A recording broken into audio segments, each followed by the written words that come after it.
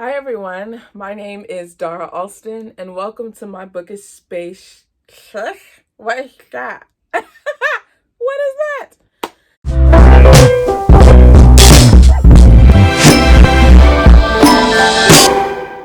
Hi everyone, my name is Dara. Welcome to my bookish space here on the internet.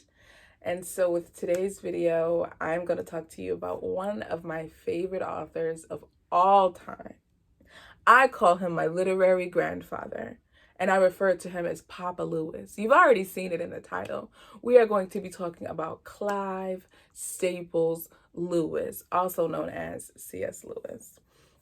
So, C.S. Lewis, where do I begin with this man? So I became obsessed through reading the Chronicles of Narnia. Honestly, I read the Chronicles of Narnia. Well, I've seen the movies and I love the movies. Prince Caspian is my favorite movie, hands hands down. You can't tell me different. Prince Caspian is that work. Okay. So seeing the movies, I thought to myself, I really should read the books because if these are my favorite films, like why haven't I read the books? So winter of 2017, for the first time on my Kindle, I bought all 7 books and read all 7 books in the Chronicles of Narnia series. And my goodness, my great googly moogly, that man really awakened and sparked imagination in me. That's the word that comes to mind. He reawakened my imagination.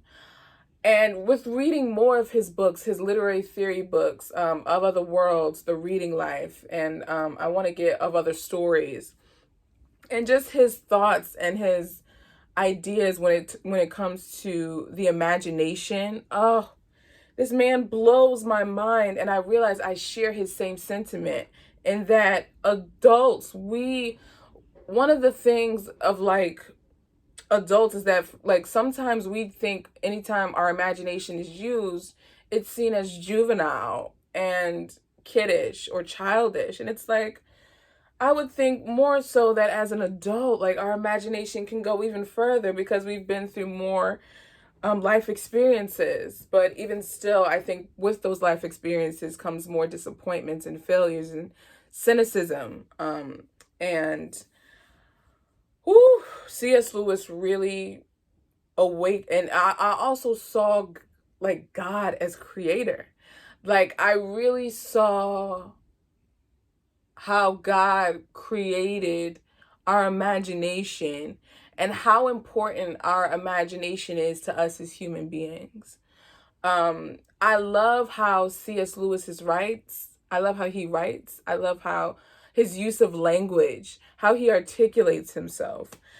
For a while, I tried to imitate that, and I find that I can't fit that suit jacket. That's not a suit jacket that I want to wear, and that's not the suit jacket that God has created for me. Um, and I'm learning the difference. It's okay to be inspired by someone, but don't try to like imitate. Like their path is not my path.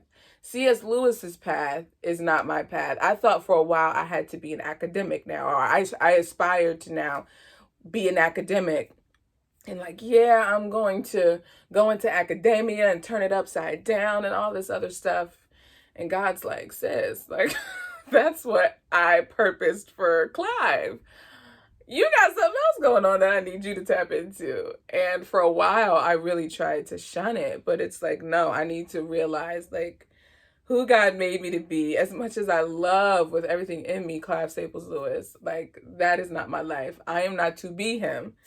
I think even his purpose is to inspire a young Black girl in Philadelphia to dream again.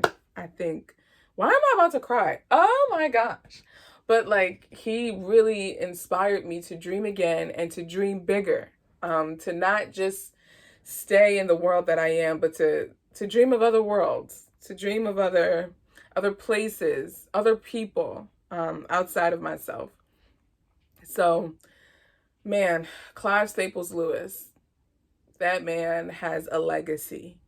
And that's also something that he impacted me is like it made me think about legacy. And I spoke about this in my reading journey video, but I want to have a creative legacy in the effect that to the effect that C.S. Lewis had, not the same creative legacy, but a legacy that impacts people both who love Jesus and who don't. I want my literature, I want my life, I want my love of reading, my love of art, my love of design, my love of words to really affect change in people who both believe in Jesus and who don't. And if you don't, I pray that my literature will be so creative and innovative enough that it will have to bring you to the reality of God as creator and that he exists.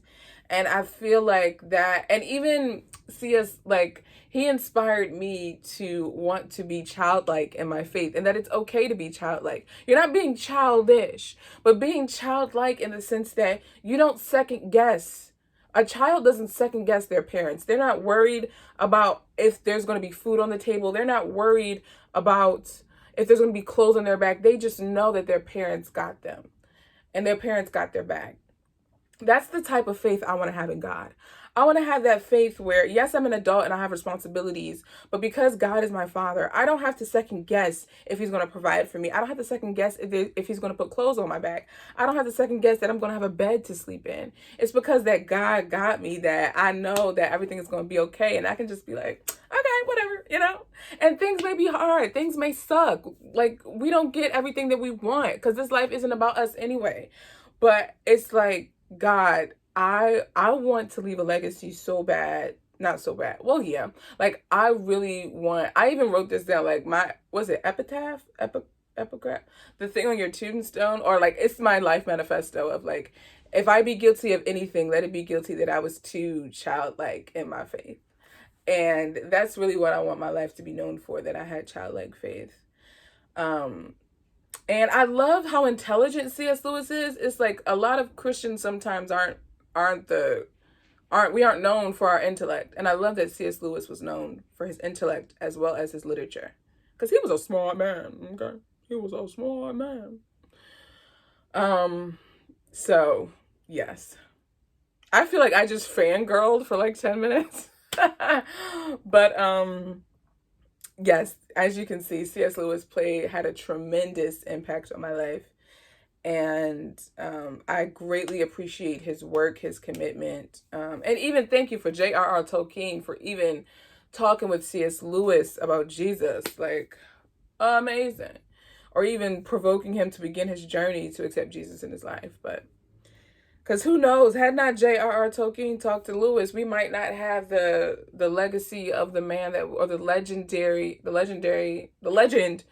that we have today. Like, we might not have the books from him that we have today, fiction and nonfiction. So, yes, C.S. Lewis is definitely one of my favorite authors. Let me know, who are your favorite authors and why? Like, what type of impact did they have on your life for them to be your favorite authors? Or it could be just simply you enjoy the way they use language. You know, just tell me, who are your favorite authors or author? And let me know why they are your favorite author. I look forward to seeing you guys' responses. This is going to be a series because I do have multiple, you know, favorite authors. But I just wanted to highlight Papa Lewis on this video. Like, he really deserves his own video because, as you can see, talk about the dude all day. But yeah, thank you guys so much for watching. I look forward to engaging with you guys in the comments. Please subscribe if you're a lover of language and books, as am I. And I will talk to you guys in the next video.